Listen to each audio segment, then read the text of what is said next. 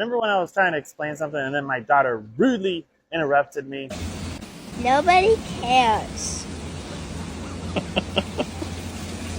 Well, it turns out some of you do care, so let's talk about it today.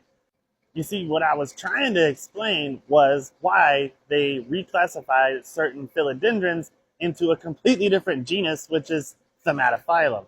And this happened a few years ago. I think it was back in 2018 or something like that. But it's been coming to the forefront of news again because there are still a lot of plants that are technically now Thaumatophyllum that are still being labeled as philodendron. Let's talk about the difference. Now, there are genetic differences, and I think that's what the scientists originally based this on, were the differences in the DNA. But I don't really know a lot about that. I look at things and I'm like, yeah, that looks different. So let me show you what to look for, and then you can see whether it's a philodendron or a Thaumatophyllum.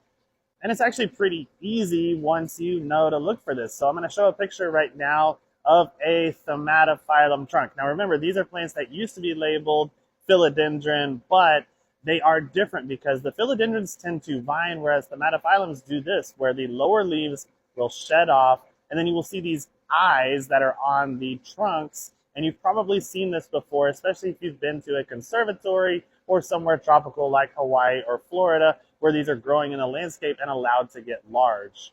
Whereas this philodendron, even though it's quite large now and it's starting to get quite long, it does not make that trunk, and it doesn't have those eyes as the leaves shed, so it's more of a vining type plant.